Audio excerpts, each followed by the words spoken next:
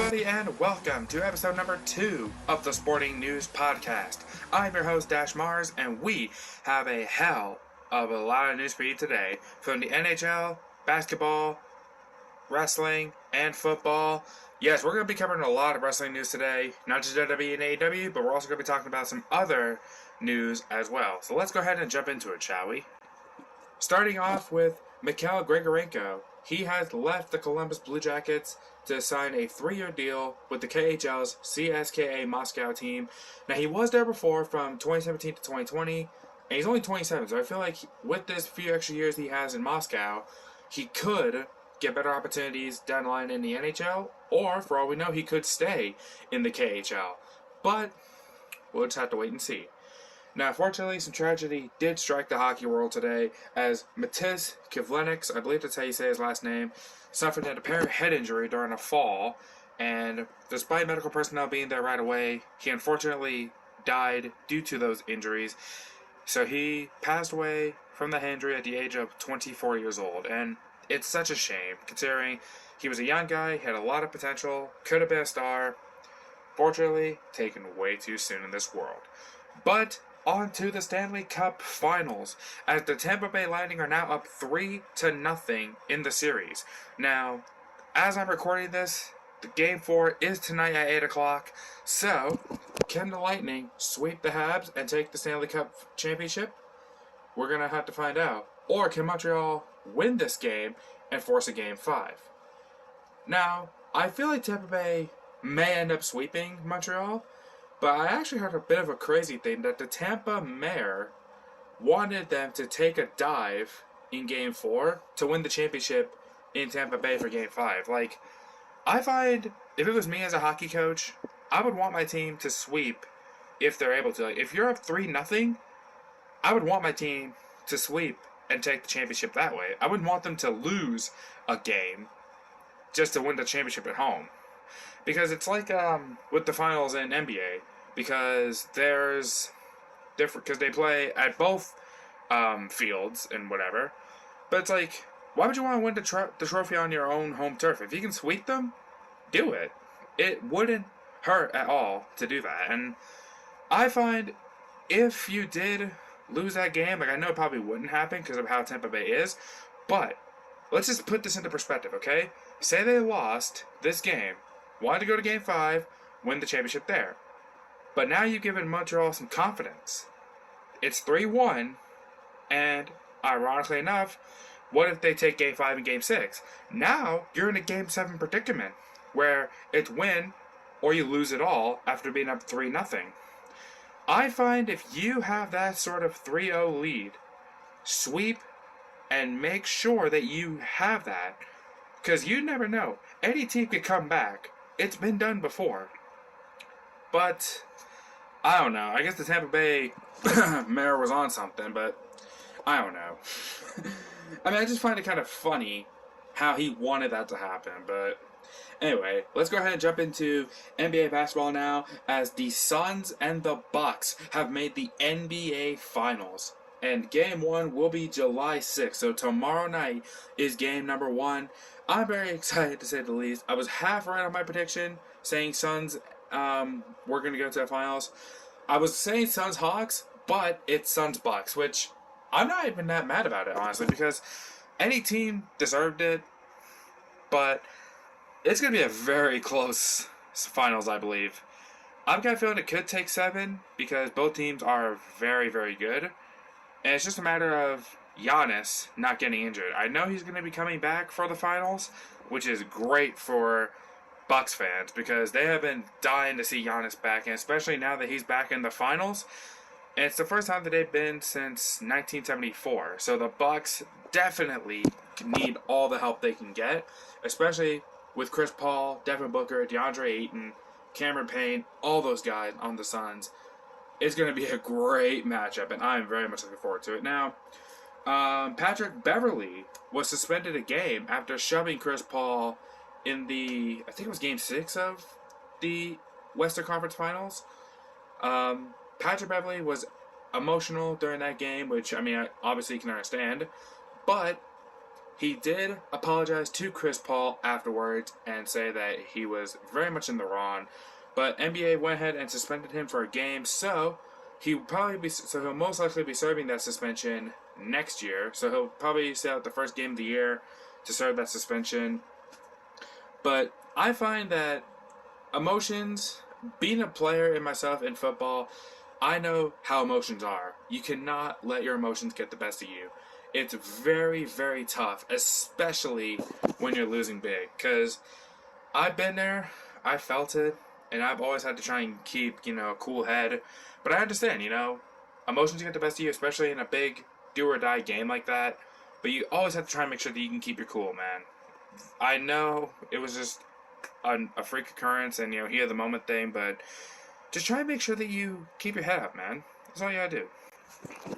Alright, moving on to the NFL, and we have a couple of things for you. Trevor Lawrence has just signed his rookie deal. He signed a 4-year deal worth $36 million now.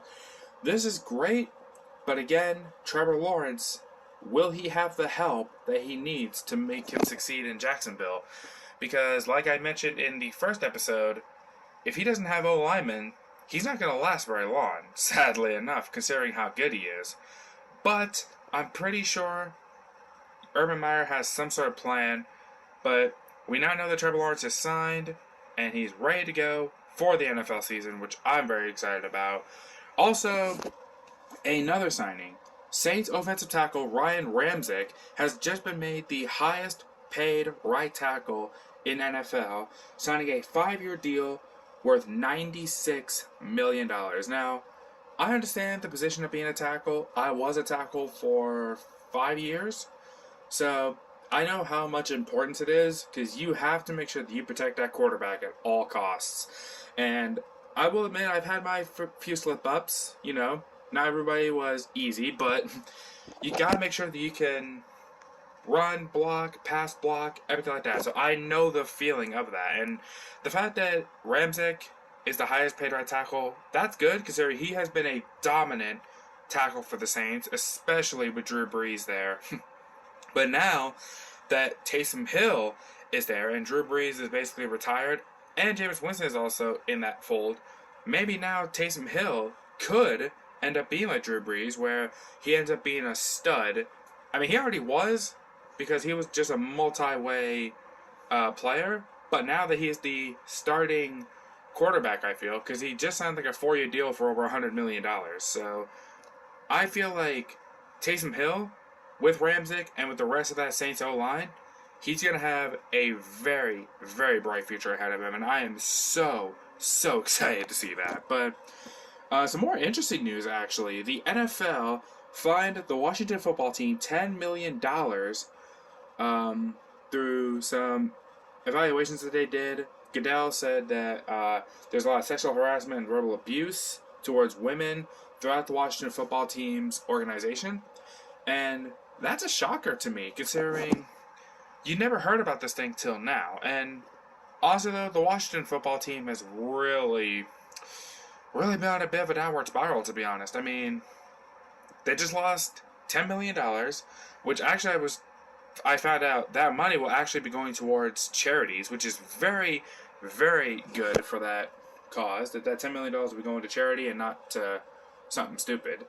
But the fact that the Washington football team have this kind of stuff happening with them, and that it's them that's getting told about it, that's very...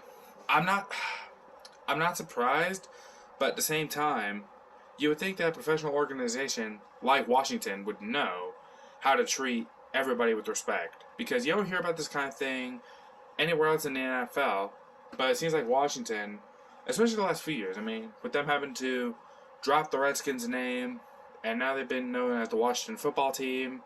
They haven't come up with a new name yet, from what I've been told. They've had a very rough couple of years. Now, here's just hoping that, with everything going on, that this doesn't affect the season. Like, I'm sure everybody is going to have a lot of backlash towards them, which I can easily understand, especially in this day and age, with all the big problems that are going on in the world right now. This is definitely not pretty and not a good look for Washington. But it's kind of sad too because they have some great players. Like they have Terry McLaurin, they have Chase Young, and of course now they signed Fitzpatrick in the offseason. So they definitely will need some quarterback help. But like I said, that team just really needs to wake up and, do better. Shouts to my old compadres in the future, but, we'll touch that another time. Alright, moving on. We have a ton of wrestling news to get into, so let's go ahead and jump into it. First up, Zelina Vega returned Friday night on SmackDown. That is very awesome because Zelina Vega was one of my favorite women superstars I love to watch. I love her in-ring stuff. She's very awesome. But now I must question, with Zelina returning, will we get Aleister Black back in WWE? I feel like we might. I feel like Zelina might talk to Aleister and get him back and, talk to WWE and see if we can get Aleister Black back. Because if we can, that would be fantastic. Because he had a great thing going with Big E that I was so excited to see. Aleister, I definitely feel like, would have had a great robbery with Big E, and who knows, maybe even Apollo Crews for the Intercontinental Championship. I definitely feel like that would be a hell of a good robbery for Aleister Black to come back to, especially with what they started, and it would be very cool to see him back. Now, if Aleister Black does come back, hopefully we get Braun Strowman too, but maybe asking too much. But next up, who the hell in WWE thought it was a great idea to name Piper Niven Dewdrop? Like, of all the stupid ass names, that was approved? Oh my, like, who the hell thought of Dewdrop as a great name for Piper Niven? She would have been perfectly fine as Piper Niven, and it would have made no problems whatsoever. I mean, she was known that in NXT UK as Piper Niven, but she was also known as Viper on the indie scenes, for those that don't know. Her original name was Viper, but of course with Randy Orton being the Viper, it wouldn't have worked. That's why they named her Piper Niven. Although, I don't like the fact that she's with Eva Marie, but the fact that she's on the main roster, I'm happy for her because I did love watching her performances in the indies, and especially in ICW, where she thrived. Like I said, I'm mad at the fact that she's partnered up with Eva Marie, and Eva Marie's just basically being a bully to her with this Dewdrop name. Like, I got such a headache when I found out that it was Dewdrop and that was her name. I was like, I don't know who the hell approved of that name, but Dewdrop is, I don't know. It's funny to me because they bring back Eva Marie, but yet they released Mickie James. They released a ton of other great women superstars who had far more talent than Eva Marie, but yet they bring her back. Why? Like, no one asked for Eva Marie to come back. Nobody did. I never liked her in WWE the first time around. I didn't like her at all on Total Divas, and I don't like her now. Even though, yeah, sure, she may have improved a little bit, but who fucking cares? She is about as freaking she's just as talented as a broomstick.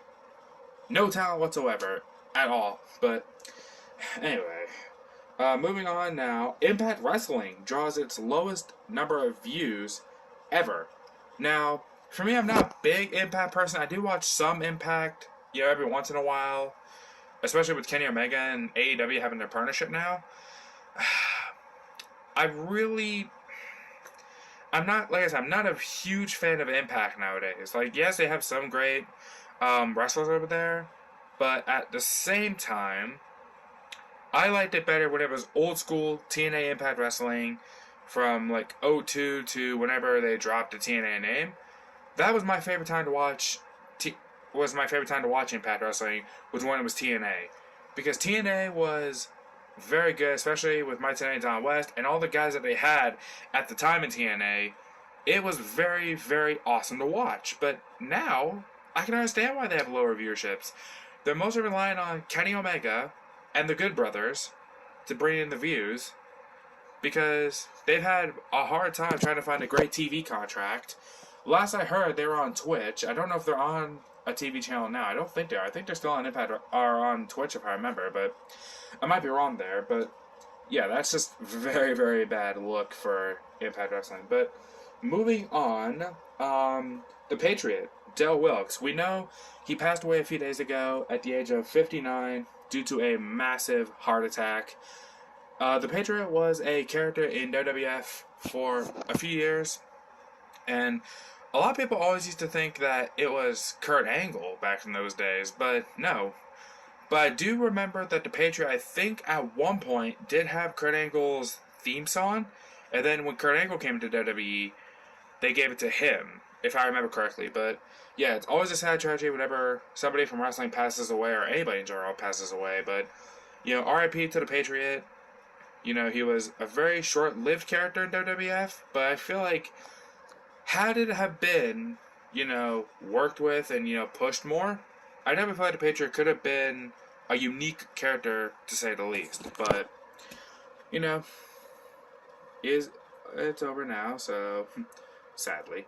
Moving on, Darby Allin in AEW now has filed to trademark his ring name. Now, I am amazed that he hasn't trademarked it already. I thought it already was trademarked, but it's smart because I know a few people, like Ryback has trademarked Ryback. I think CM Punk trademarked CM Punk. Samoa Joe was trademarked by Samoa Joe. Same with AJ Styles. AJ Styles trademarked AJ Styles. And I'm glad that Darby Allin is doing this because, especially somebody, you know, nobody can make money off his name if he trademarks it, which is great, and he can't change his name. So say if he was to come to WWE, for instance, he would come into WWE as Darby Allin and not something stupid. I feel like most WWE superstars should do that. Like, all the big names should be able to trademark their name on their own and not have it be owned by, like, the companies. So, like, AEW, WWE, whatever the case might be. I feel like that could be the biggest thing.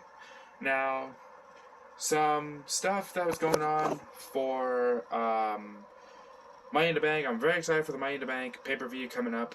My prediction, I really can't think of anything right now for Money in the Bank predictions, but I do know it'll be a hell of a match, and the fact that now King Corbin is starting to become a laughingstock, or excuse me, Baron Corbin, because he's not the king anymore apparently due to Shinsuke taking the crown from him, which I'm glad that they're finally doing something with Shinsuke Nakamura now. He is known as the King of Strong Style. They should have stuck with that for the longest time. But I feel like Shinsuke, when he had that feud with AJ Styles back a few years ago, he should have been the WWE champion. He should have won the WWE title at WrestleMania. But that's just me. But anyway, that is it for episode number 2 of the Sporting News Podcast. I hope you guys did enjoy this episode. If you did, feel free to show me some love and support. I greatly appreciate it. And until next time, it's your boy Dash Mars with all your sporting news around the world, saying to you, let's have a great day and have a beautiful night.